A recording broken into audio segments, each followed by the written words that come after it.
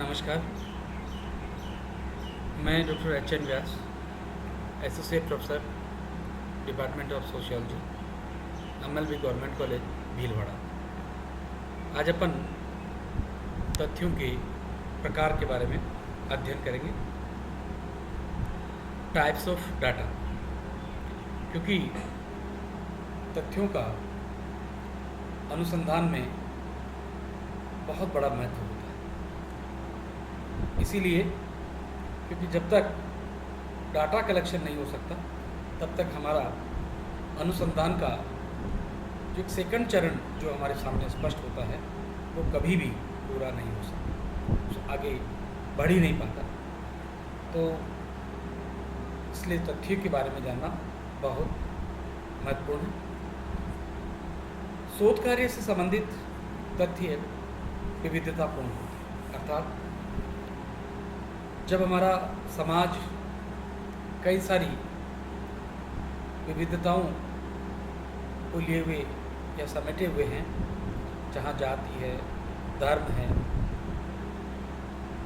उच्चता और निम्नता का स्तर है, साथ ही साथ ज्योग्राफिकल आधार पर भी अपन बातचीत करें तो कई सारे प्रदेश यहाँ पर भारत में पर्टिकुलर बात करें तो कई सारे विविधता लिए हुए हमारे सामने विद्यमान है, जहाँ एक तरफ रेगिस्तान है, दूसरा पठारी भाग है, समुद्र तटीय मैदान है, पर्वतीय क्षेत्र है। तो ये कई सारी विविधताएं, वहाँ उनका खान पान, वेशभूषा, बोली, भाषा, वहाँ के व्यवहार, वहाँ के रीति रिवाज इत्यादि कहीं विविधता समेटे लिए हुए हैं। इसीलिए भारतीय संस्कृति को कहा विभिन्नता में एकता। तो उसी प्रकार जब हम शोध कार्य की बातचीत करते हैं और यहाँ डाटा कलेक्शन की बात करते हैं तो यह भी एक क्षेत्र से दूसरे क्षेत्र में जब सेम समस्या को लिए जाते हैं तो वहाँ पर डाटा में परिवर्तन आना प्रारंभ हो जाता है। तो हम आगे ये पढ़ते हैं कि शोध कार्य जब हमारा विविधता से ओतप्रोत है तो इसे डाटा भी हमारे कई प्रकार के हो सकते हैं। तो हम इसको मोटे तौर पर जब हम बातचीत करते हैं तथ्य कलेक्शन की, डाटा कलेक्शन की, तो दो भागों में बांटा जा सकता है। एक गुणात्मक तथ्य तथा दूसरा परिमाणात्मक तथ्य। एवं एक अन्य वर्गीकरण के अंतर्गत तथ्यों को दो श्रेणी में भी बांटा जा सकता है। उसमें पहला दो जो डाटा है वो प्राइमरी डाटा अर्थात प्राथमिक तथ्य, और दूसरे जो डाटा हैं वो होते हैं सेकेंडरी डाटा।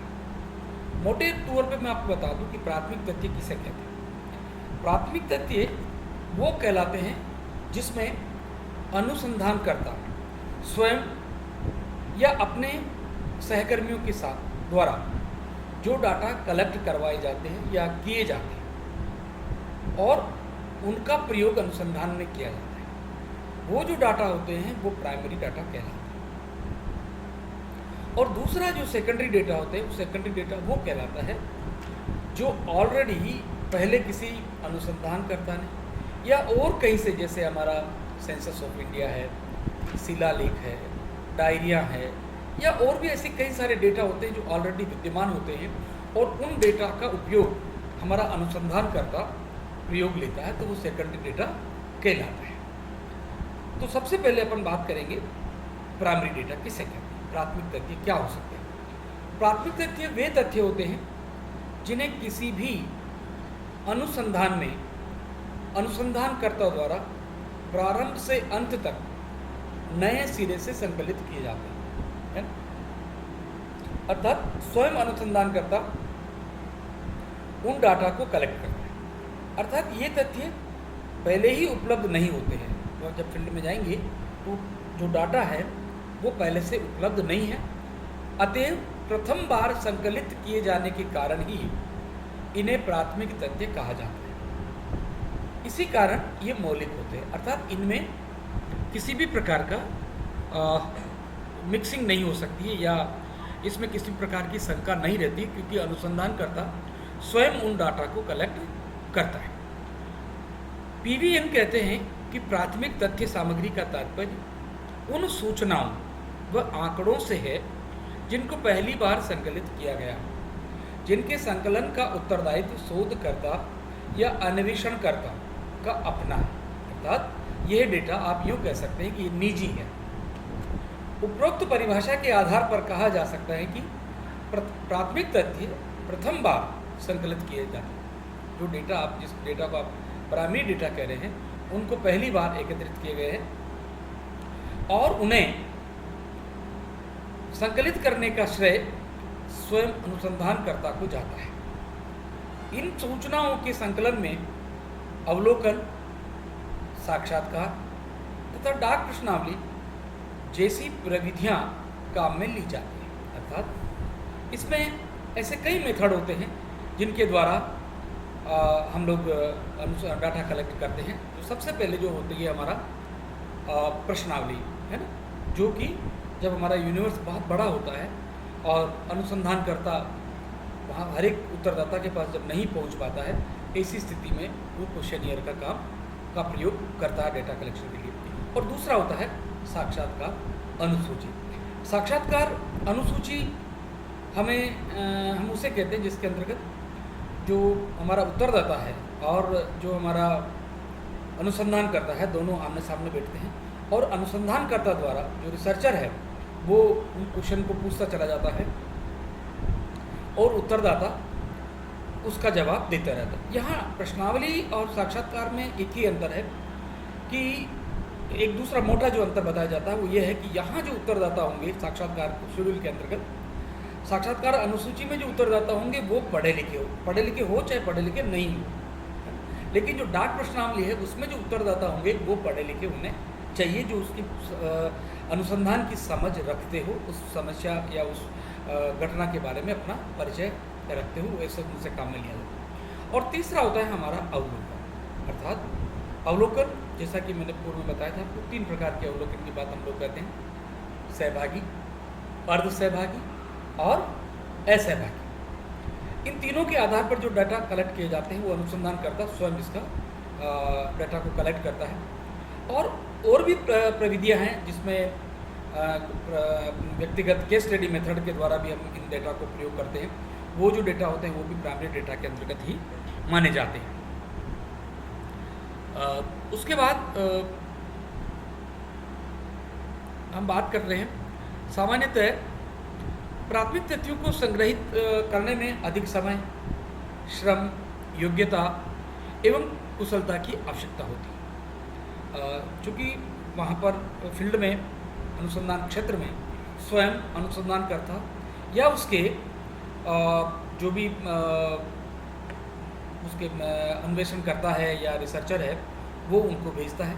तो ये थोड़ा सा एक मेहनत भरा काम होता है, या इसमें थोड़ा सा ऐसा लगता है कि कुशलता की आवश्यकता रहती है, क्योंकि डिफरेंट टाइप के लोग होते हैं, उन्हें बातचीत करनी होती है, उनके डेटा हमें कलेक्ट करने होते हैं। तथापि नए सिरे में से संकलित होने के कारण प्राथमिक तथ्य तुलनात्मक रूप में नवीन तथा विश्वसनीय भी होते हैं। प्राथमिक तथ्यों की विशेषताएं। अब ये जो इसकी जो कैरेक्टरिस्टिक्स है वो अपन ये जानेंगे कि जिस प्रकार इसको कैसे कलेक्ट करते हैं और क्या उपयोग है। तो सबसे पहले इसकी जो विशेषताएं आती वो है, इनका संकलन प्रथम बार किया गया होता है, क्योंकि इसकी विशेषता है ये इसका जो कलेक्शन है वो पहली बार किया गया है। ये नवीन होते हैं, नए होते हैं और इनके संकलन का श्रेय स्वयं शोधकर्ता का ही होता है। इनका संकलन क्षेत्रीय कार्य, फील्ड वर्क के द्वारा किया जाता है। तुलनात्मक रूप में ये अधिक प्रामाणिक और विश्वसनीय होते हैं, ये एक विशेषता है। अब दूसरा जो डेटा कलेक्शन का जो मेथड है वो है हमारा सेकेंडरी डेटा, द्वैतिक तथ्य। द्वैतिक तथ्य वे तथ्य हैं जो संबंधित शोध के आयोजन से पहले ही किसी अन्य शोध कार्य हेतु संकलित किए गए होते हैं, लेकिन वर्तमान अनुसंधान के लिए महत्वपूर्ण और उपयोगी होने के कारण पुनः प्रयोग में लाए जाते हैं। द्वैतिक तथ्य प्रकाशित और अप्रकाशित दोनों ही स्वरूप में हो सकते हैं। अर्थात जो सेकेंडरी डेटा होते हैं वो हो सकता है कि वो प्रकाशित हो और अप्रकाशित हो, दोनों ही परिस्थितियों में हमें प्राप्त हो सकते हैं। इसके बारे में पीवी यंग लिखते हैं, द्वैतिक तथ्य वे तथ्य होते हैं जिन्हें भौतिक स्रोतों से एक बार प्राप्त कर लेने के पश्चात पुनः काम में लिया गया हो, जिनका संकलन करता पुनः प्रयोग करने वाला व्यक्ति उस व्यक्ति से भिन्न होता है जिसने प्रथम बार इन तथ्यों को संकलित किया गया था। अर्थात जो सेकेंडरी डेटा का जो प्रयोग कर रहा है वह अनुसंधानकर्ता जिसने मूल रूप में इन डाटा को कलेक्ट किया था उनसे भिन्न होगा, इसीलिए वो सेकेंडरी डेटा कहते हैं। अर्थात वह जो उपयोग कर रहा है वह व्यक्ति नहीं होगा जिसने कि डेटा कलेक्ट किए हो। उपरोक्त परिभाषा के आधार पर स्पष्ट है कि द्वैतिक तथ्यों में मौलिकता का अभाव होता है। शोध कार्य के दौरान उपयोगी होने के कारण इन तथ्यों का प्रयोग द्वितीय या बार बार किया जाता है, अतः इन्हें द्वितीयक सम्मक भी कहते हैं। इन तथ्यों को प्राप्त करने में अधिक धन, समय और श्रम की आवश्यकता नहीं होती है, क्योंकि यह तथ्य पहले से ही संकलित किए हुए होते हैं। दूसरे शब्दों में द्वैतिक तथ्य का संकलन स्वयं शोधकर्ता या उसके सहायकों के द्वारा नहीं किया जाता।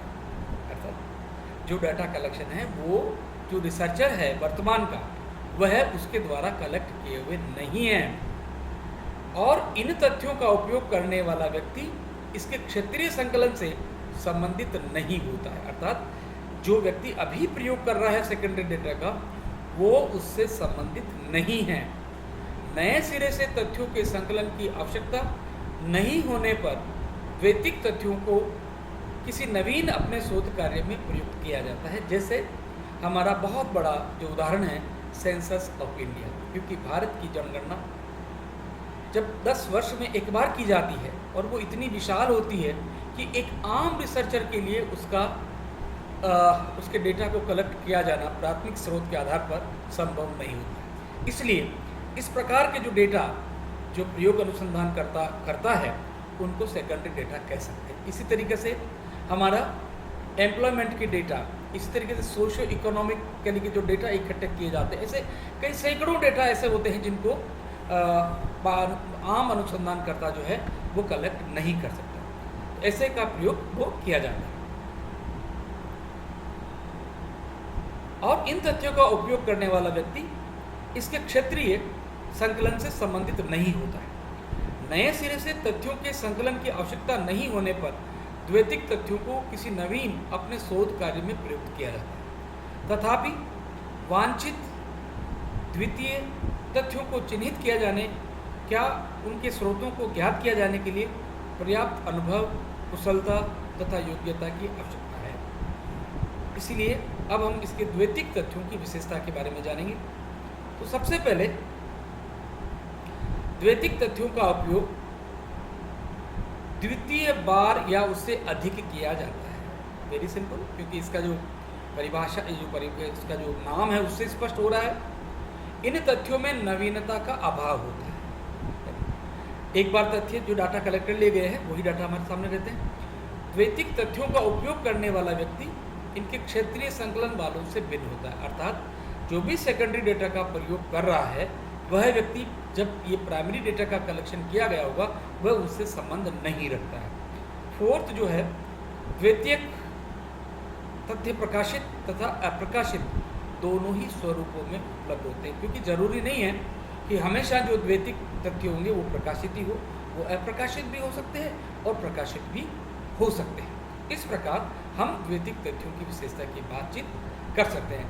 कल हम अब नेक्स्ट टाइम जब अपन देखेंगे तो प्राथमिक एवं द्वैतिक तथ्यों में अंतर के बारे में डिस्कस करेंगे। धन्यवाद।